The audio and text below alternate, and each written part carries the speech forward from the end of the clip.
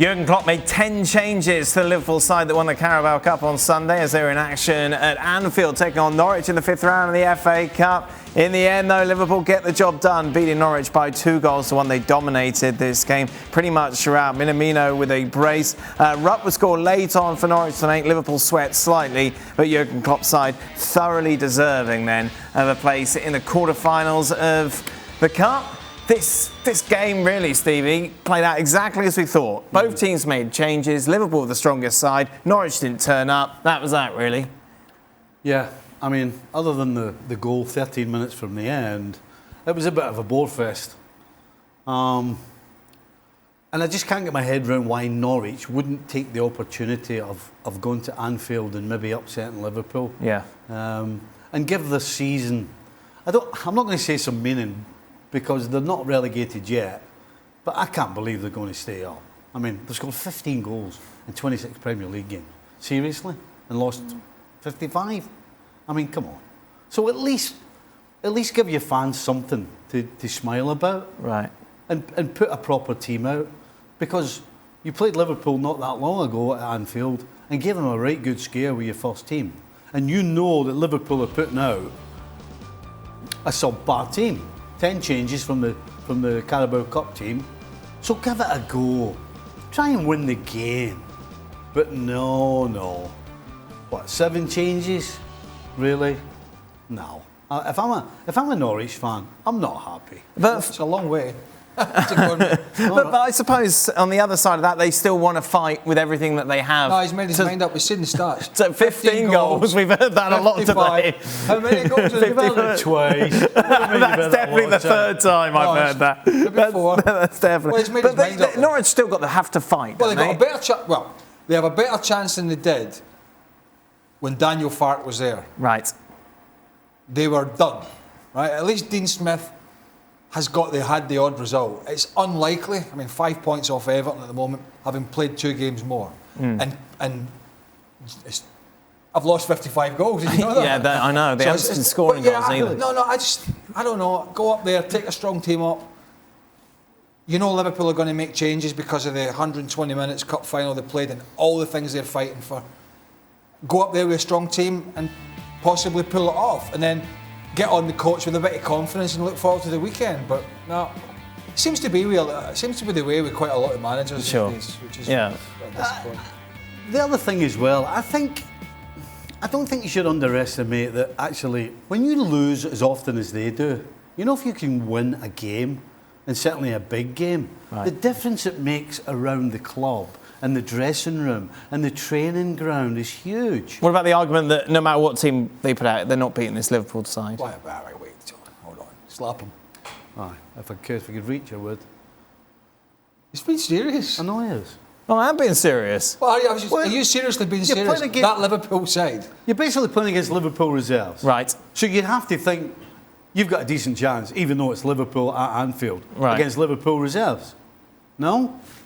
I don't know. We've seen Norwich this season. They've only scored 15 goals. I just told you 2 or 3 weeks ago they gave Liverpool a fright. They were 1-0 ahead up until the end of the game and only got done just because of the quality that was on the field for Liverpool. Well, that quality wasn't on the field today and was never going to be on the field today. So you have an opportunity and you don't take it.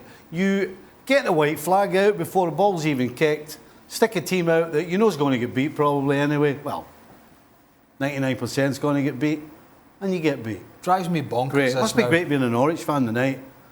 Drives me bonkers this now with this FA Cup stuff sometimes with the players. You know, sports science, I'll say, can't do this. Get out of here. Do you know what I mean? Right. He's not going to be in great shape if he plays.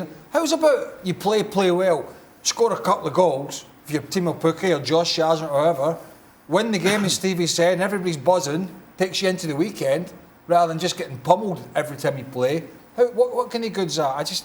We're seeing it too much now. I'm sorry. I think they're hoodwinked into the fact that Premier League money, isn't it? It's Premier League money. Going to be a bit tired and all that sort of nonsense. Frank, are Liverpool going to win everything?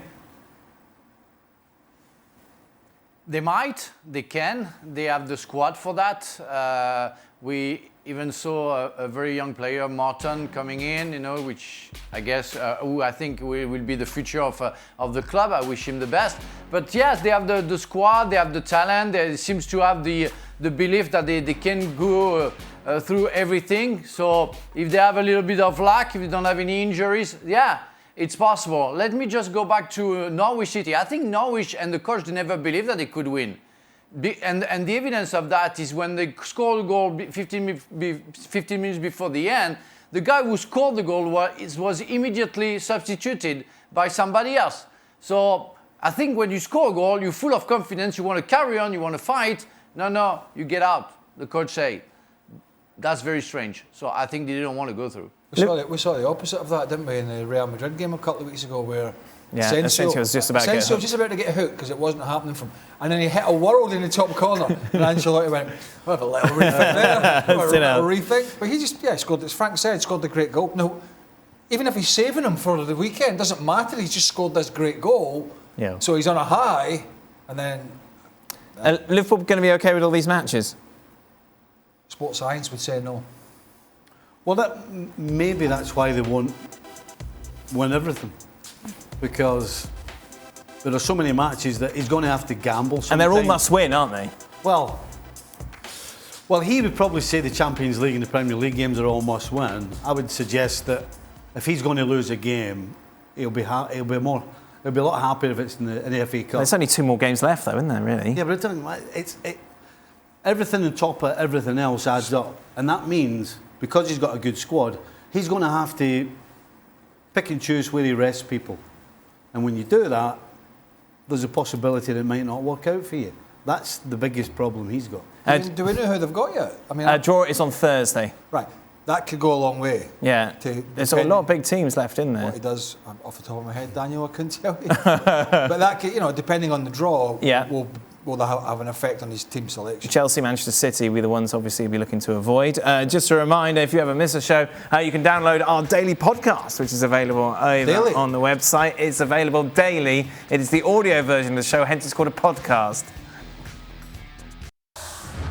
Thank you very much for watching ESPN FC on YouTube. For more highlights, analysis and exclusive content, be sure to subscribe.